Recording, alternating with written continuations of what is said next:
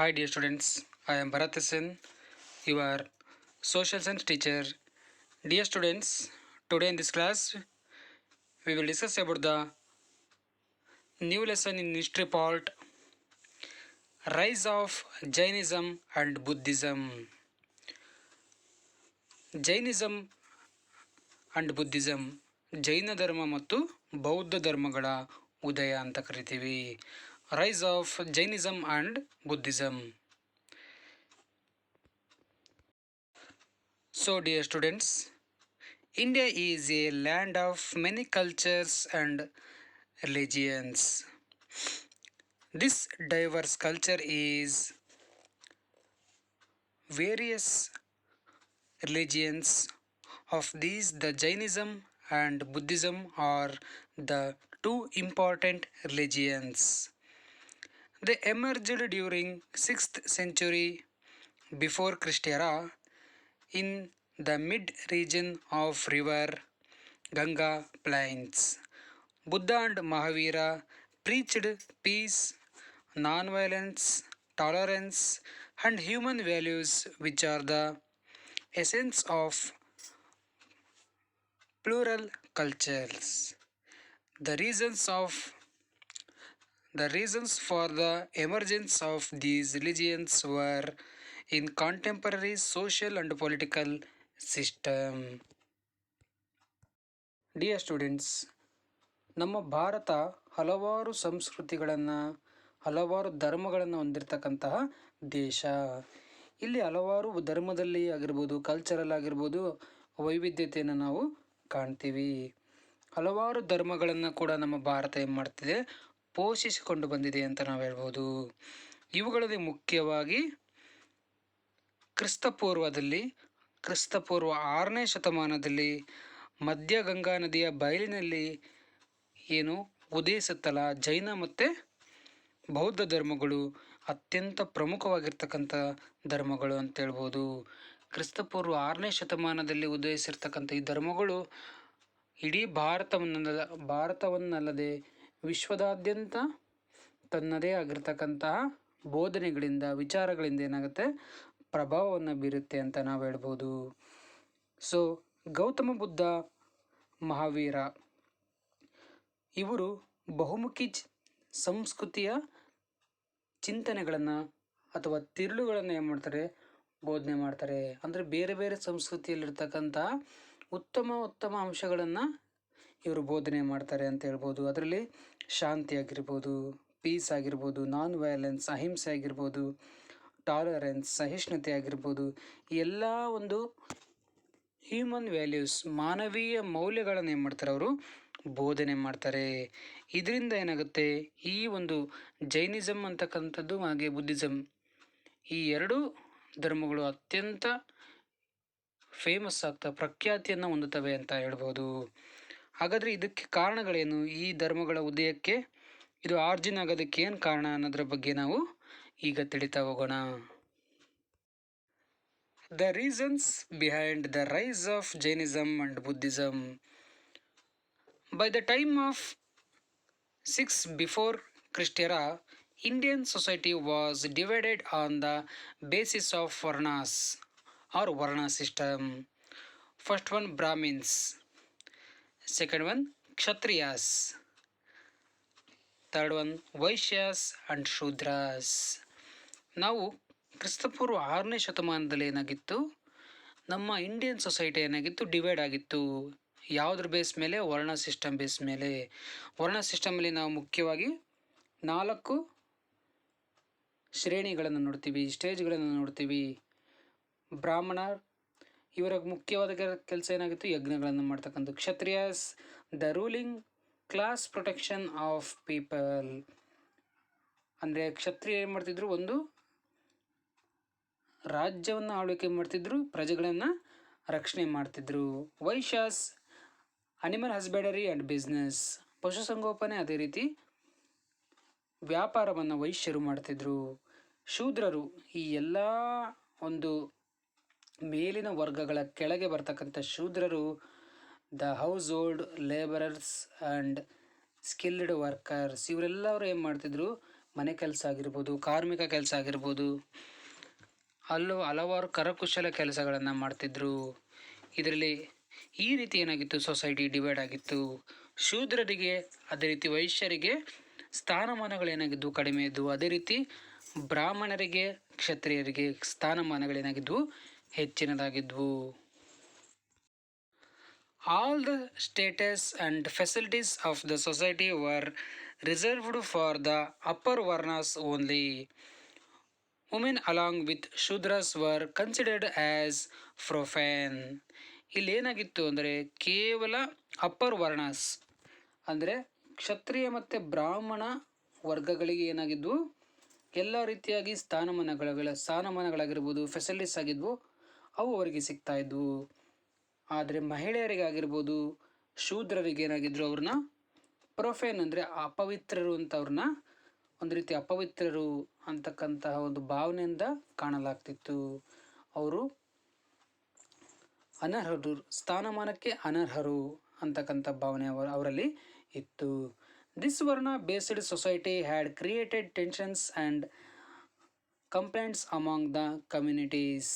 ಈ ರೀತಿ ಈ ಒಂದು ವರ್ಣ ಸಿಸ್ಟಮಿಂದ ಏನಾಗಿತ್ತು, ಅಸಮಾನತೆಯಾಗಿತ್ತು, ಅನರ್ಹತೆಗಳನ್ನು, ಅದೇ ರೀತಿ ಹಲವಾರು ಸಮಸ್ಯೆಗಳಿಗೆ ಕಾರಣ ಆಯಿತು. ಹಲವಾರು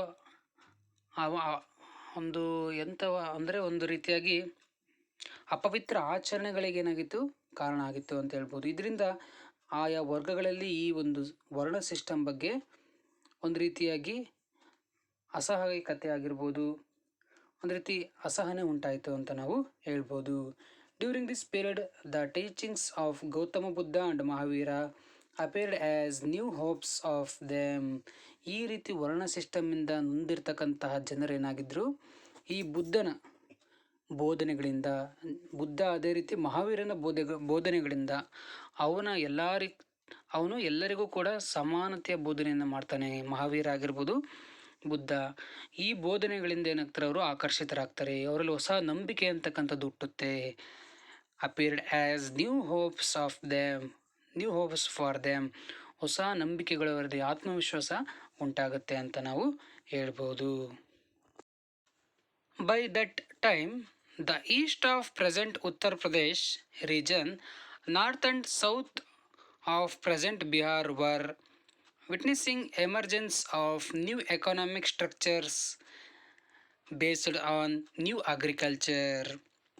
ಅಂದರೆ ಆ ಟೈಮಲ್ಲಿ ಏನಾಗುತ್ತೆ ಅಂದರೆ ಉತ್ತರ ಪ್ರದೇಶದ ಪೂರ್ವ ಭಾಗ, ಅದೇ ರೀತಿ ಬಿಹಾರದ ಉತ್ತರ ಮತ್ತು ದಕ್ಷಿಣ ಭಾಗದಲ್ಲಿ ಅಲ್ಲೇನಾಯಿತು ಅಂದರೆ ಹೊಸ ಒಂದು ಕೃಷಿಯಲ್ಲಿ ಹೊಸ ಒಂದು ಬದಲಾವಣೆ ಉಂಟಾಯಿತು. The new economic structures based on new agriculture ಅಂದರೆ ಕೃಷಿ ಆಧಾರಿತ ಅರ್ಥವ್ಯವಸ್ಥೆಯಲ್ಲಿ ಏನಾಗಿತ್ತು, ಹೊಸ ಒಂದು ವ್ಯವಸ್ಥೆ ಉಂಟಾಯಿತು. ಅಂದರೆ ಕೃಷಿಯಲ್ಲಿ ಹಲವಾರು ಬದಲಾವಣೆ ಉಂಟಾಯಿತು.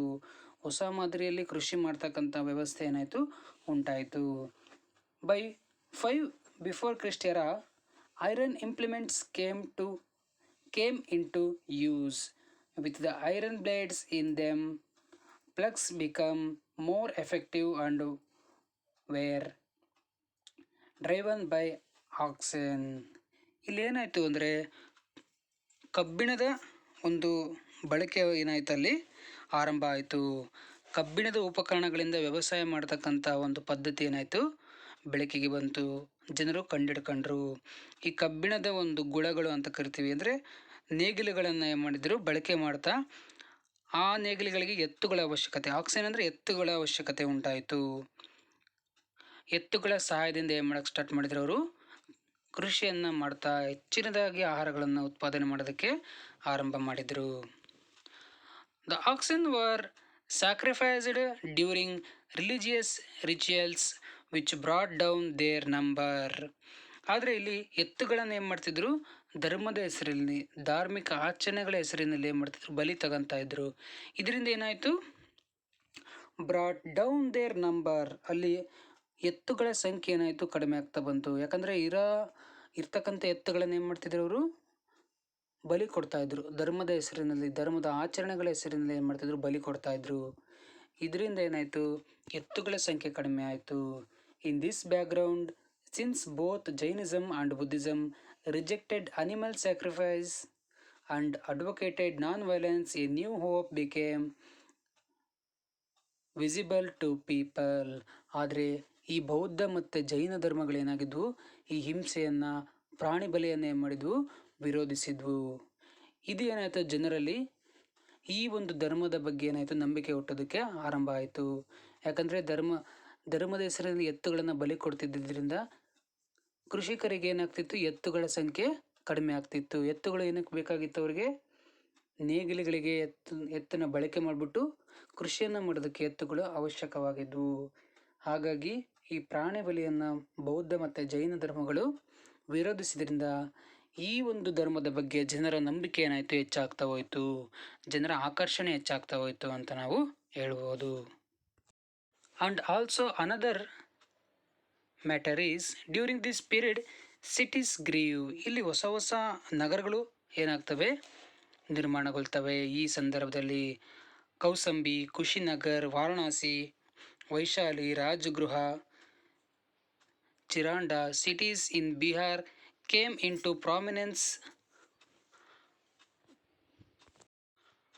Artisans and business people came and settled in these cities.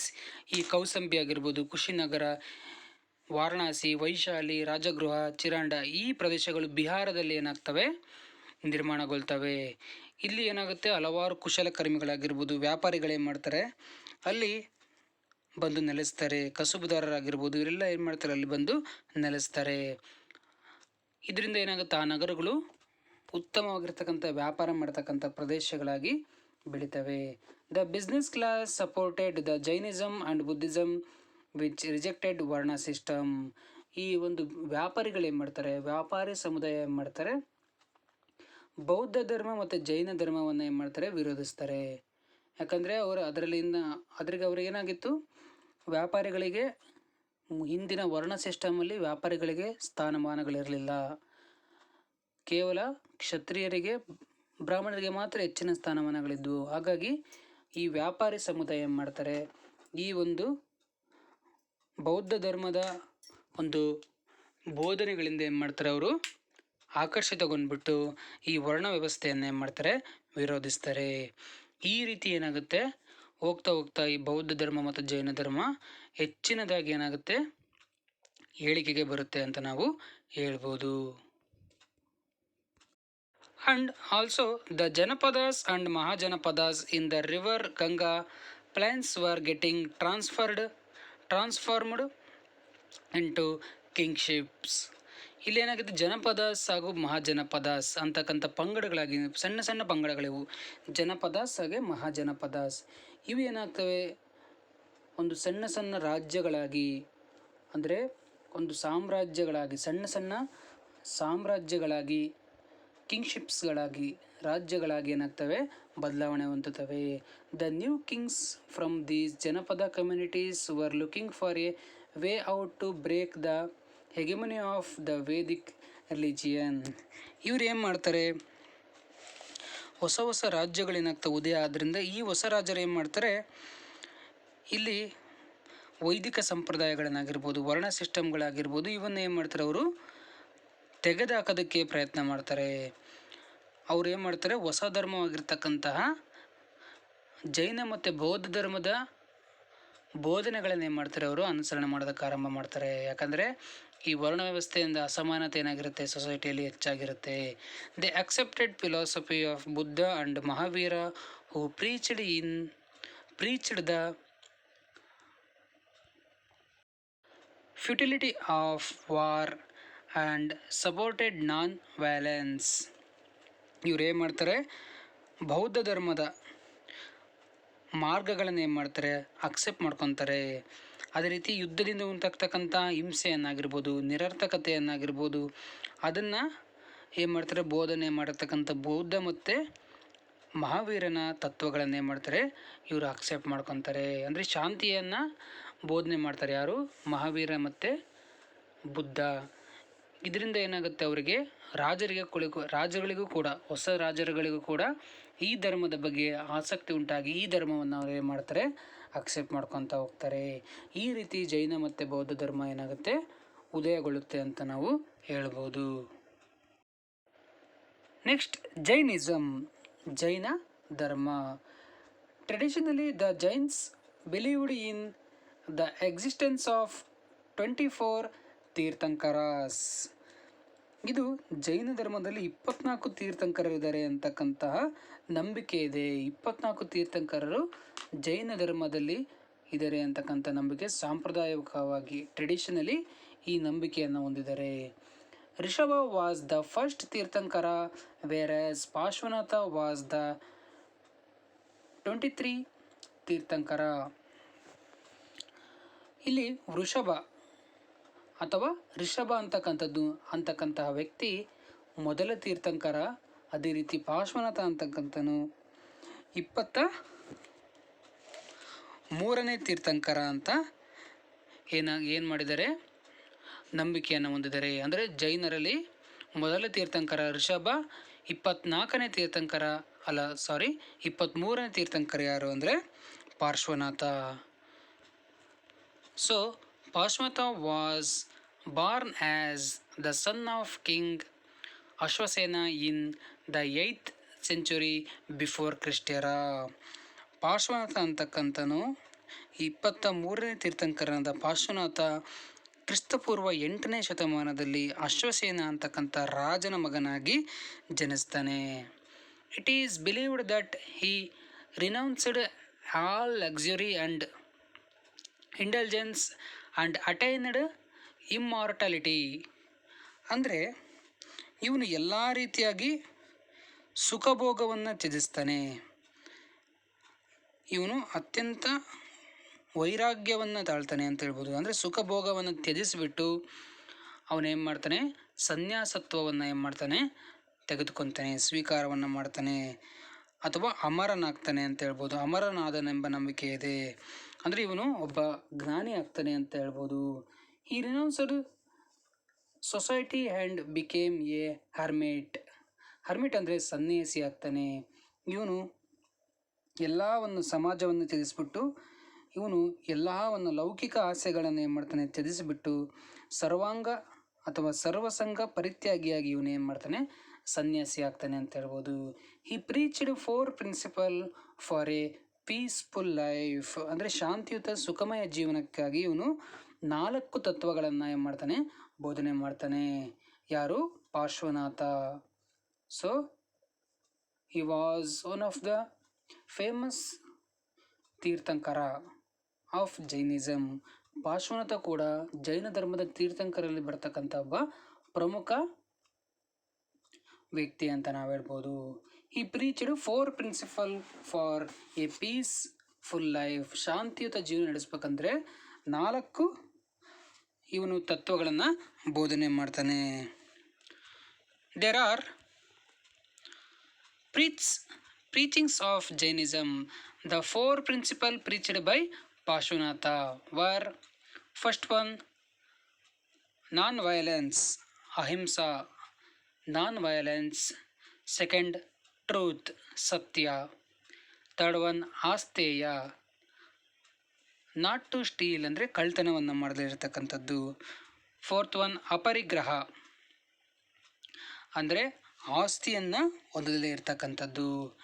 But fifth one, ಬ್ರಹ್ಮಚರ್ಯ ಅಂತಕ್ಕಂಥದ್ದು ಥಾಟ್ ಬೈ ವರ್ಧಮಾನ ಮಹಾವೀರ ಏನು ಮಾಡ್ತಾನೆ, ಈ 5ನೇ ತತ್ವವನ್ನು ಇದಕ್ಕೆ ಸೇರ್ಪಡೆ ಮಾಡ್ತಾನೆ, ಬ್ರಹ್ಮಚರ್ಯವನ್ನು.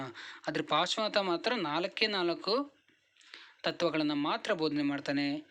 ನಾನ್ ವಯಲೆನ್ಸ್, ಟ್ರೂತ್, ಆಸ್ತೇಯ ಆ್ಯಂಡ್ ಅಪರಿಗ್ರಹ. ಅಂದರೆ ಅಹಿಂಸೆ, ಸತ್ಯ, ಆಸ್ತೇಯ ಅಂದರೆ ಕದಿಯದೇ ಇರತಕ್ಕಂಥದ್ದು, ಅಪರಿಗ್ರಹ ಅಂದರೆ ಆಸ್ತಿಯನ್ನು ಹೊಂದದೇ ಇರತಕ್ಕಂಥದ್ದು. ಯಾವ ವ್ಯಕ್ತಿ ಕೂಡ ಹಿಂಸೆಯನ್ನು ಮಾಡೋದಿಲ್ಲ, ಅಹಿಂಸೆಯನ್ನು ಆಚರಣೆ ಮಾಡಬೇಕು, ಸದಾ ಸತ್ಯವನ್ನೇ ನುಡಿಬೇಕು, ಸತ್ಯದಿಂದಲೇ ಬದುಕಬೇಕು. ಯಾವುದೇ ರೀತಿಯ ಆಸ್ತೇಯ ಕಳ್ಳತನವನ್ನು ಮಾಡಬಾರ್ದು. ಅಪರಿಗ್ರಹ, ಯಾವುದೇ ರೀತಿಯ ಆಸ್ತಿಯನ್ನು ಹೊಂದಬಾರ್ದು. ಈ ರೀತಿ these 4 principles preached by Parshvanatha.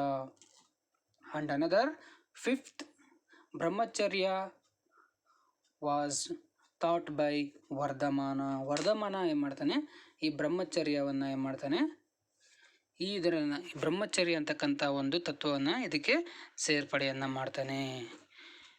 So ಈ ರೀತಿ ಜೈನ ಧರ್ಮದ ಪಾರ್ಶ್ವನಾಥನ ಬಗ್ಗೆ ನಾವು ತಿಳಿದುಕೊಂಡ್ವಿ. Okay dear students, today in this class we discussed about the background of the rise of Jainism and Buddhism and preachings of Parshvanatha. So in the next class we will discuss about the principles of Jainism and Buddhism, the spread of Jainism and Buddhism. ನಂತರ ತರಗತಿಯಲ್ಲಿ ನಾವು ಜೈನ ಧರ್ಮದ ಮತ್ತೊಬ್ಬ ಪ್ರಮುಖ ತತ್ವಜ್ಞಾನಿ ಅಥವಾ ಸಂತನಾಗಿರ್ತಕ್ಕಂತಹ ವರ್ಧಮಾನ ಮಹಾವೀರನ ಬಗ್ಗೆ ನಂತರ ತರಗತಿಯಲ್ಲಿ ನಾವು ತಿಳಿತಾ ಹೋಗೋಣ. Okay dear students, understand? Thank you.